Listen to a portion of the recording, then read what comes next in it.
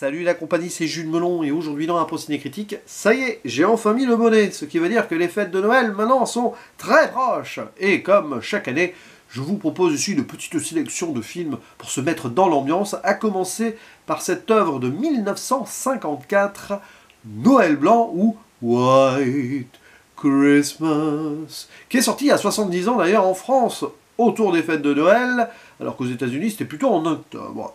C'est réalisé par Michael Curtiz, oui, celui-là même qui plus de 10 ans avant avait fait Casablanca, sur une idée, surtout des morceaux, des chansons écrites par Irving Berlin.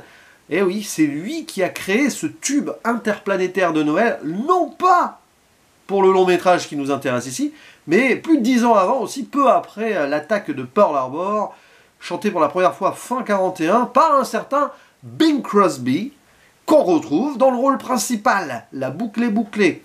À croire que ce film a été fait surtout pour surfer sur la popularité d'un tel morceau. Alors, ce qui peut être étonnant, c'est qu'ils aient attendu plus de 10 ans pour le faire. Hein, peut-être pour oublier un certain traumatisme militaire de la Seconde Guerre mondiale? Je ne sais pas.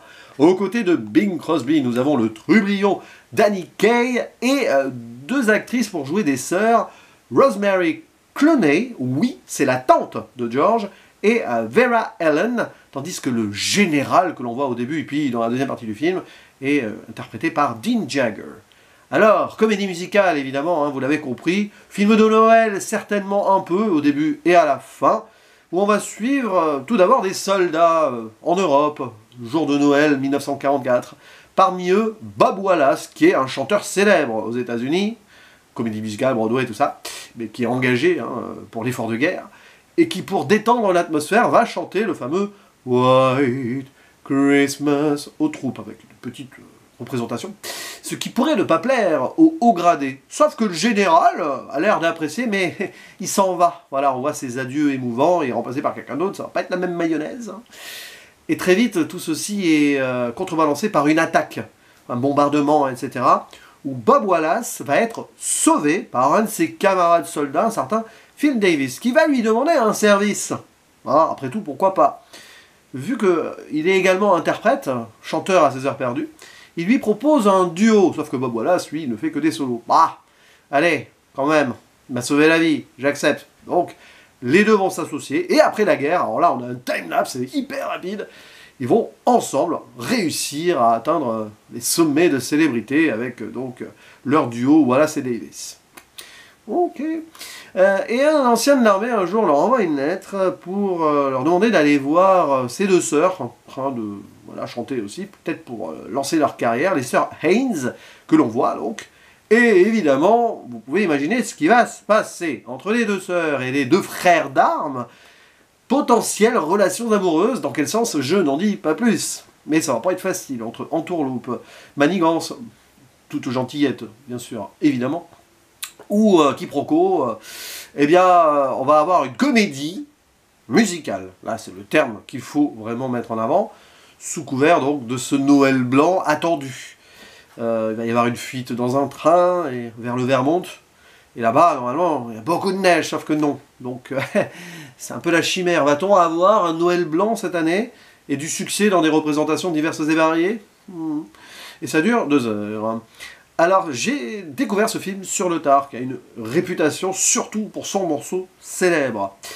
Évidemment, ça a mal vieilli, et ça, d'emblée, je le dis, mais dans ce style comédie musicale à l'ancienne, un peu désuète, oui, et avec l'ambiance de Noël, j'ai envie de dire, on peut pardonner certains écueils. Bon, le scénario qui est fait de petits rebondissements, etc., t'as l'impression d'avoir vu ça 1000 fois dans d'autres films du genre, mais c'était vraiment un peu la ligne d'approche globale de ce genre de film. Parfois, j'ai pensé, mais alors c'est très différent son papier, hein, à certains Lame Show, qui sortira 5 ans après, notamment pour une scène où les deux chanteurs se déguisent, ils chantent la chanson phare des deux sœurs, déguisées en elles. Bon, ça reste vraiment dans la plus pure comédie absolue. Et d'ailleurs, je pensais plus tard à Marilyn Monroe, parce que Betty Haynes, jouée par Rosemary Clooney, à un moment, il y a une scène où, voilà, Marilyn Monroe était déjà connue à l'époque, y compris pour des comédies musicales. Je crois qu'elle en avait fait une avant, un an avant, pour que ce soit très célèbre. Les hommes préfèrent les blondes. Si je me trompe pas dans le timing, c'est cela. Donc oui, ça joue là-dessus. Mais ouais, sur l'aspect vieillot, dans le sens où on voit l'aspect pro-militariste du film, mais c'est un peu plus léger que cela, dans le sens, c'est plutôt pour moi une œuvre profondément nostalgique. Et c'est peut-être bel et bien pour cela qu'ils ont attendu donc plus de 10 ans pour faire un film autour de ce morceau. Et rien que dans les paroles, ça se sent quoi. I'm dreaming of a white Christmas, just like the ones I used to know. Oui, l'idée de ah c'était bien avant Noël là. Bon, dans cette initiative aussi de rappeler aux États-Unis que des gens ont souffert sur le terrain militaire pour sauver ici l'Europe, hein, évidemment. Et il y a ce personnage du général qui va être en filigrane au discours global du film. Un général qui fait ses adieux en 1944 et qui, depuis, est devenu une sorte de propriétaire, concierge général d'un hôtel, mais pas loin de la faillite quand même. Comme quoi il y a ce discours sur les vétérans de guerre qu'on va pas forcément non plus aider les masses par la suite. Et il a qu'un rêve, c'est revenir dans l'armée, et ça va lui être refusé. Donc autour de tout cela, les deux soldats qui tiennent beaucoup en leur général, alors là, c'est le supérieur qu'on vénère, quoi. Ils vont essayer de le divertir et peut-être de ramener beaucoup de clients à son hôtel, des touristes, mais il n'y a pas de neige, alors comment faire? Utiliser notre célébrité. Utiliser les deux sœurs qu'on a rencontrées aussi pour muscler le show, certes, mais bon, voilà, il y a quand même cette histoire d'amour là. Il y en a une qui est directe, un peu coup de foudre, la jeune sœur et Phil Davis, tandis que pour Betty et Bob, c'est un peu je t'aime moi non plus au début, puis derrière de malentendus en surprise, finalement on sait comment ça va se terminer. Bien sûr, l'ensemble est rythmé par ces scènes de comédie musicale, chorégraphie, qu'elles soient assez simples, scènes de danse notamment, entre Danny Kaye et Vera Allen au début. Belle chanson, il y a des bonnes chansons dans le film, hein, à part White Christmas, qui est au début et à la fin, Noël au début et à la fin. Mais ouais, il y a des bons morceaux, la chanson phare des sœurs aussi est cool, chantée par elle plus que par la parodie. Alors c'est marrant parce que la parodie où ils se déguisent en elle, c'est quand même leur voix à elle qu'on entend. Il n'y a pas forcément de réalisme à chercher, hein, c'est du cinéma, mais ça donne un moment comique assez absolu. Puis derrière, voilà, des petites scènes qu'on en aime bien. Je pensais à certains mêmes shows aussi pour... plus ou moins la scène dans le train, bon, ça n'a rien à voir, hein, mais vraiment. Mais quand même, scène dans le train où Phil va faire en sorte que les deux sœurs puissent fuir, parce qu'elles sont éjectées par leur propriétaire, il y a tout un truc là-dessus. Hein. Et Bob n'est pas au courant, mais finalement, bon, il va accepter bon an mal an, parce que c'est comme ça. Donc oui, ça joue sur cet aspect comique-là. C'est un peu des personnages enfantins, aussi Bob et Phil, hein, quelque part des frères qui se sont connus dans un contexte particulier, parce que c'est comme des frères, c'est des amis, mais bon, et que t'as Phil qui veut caser Bob, et puis après, bon, Phil qui veut absolument aider les sœurs sans le dire à Bob, bon, après ça se précipite, il y a ce côté un peu slapstick très vite fait, hein, qui pourrait lorgner vers le Capra, mais très vite fait, c'est un peu, voilà, 1954 quand même.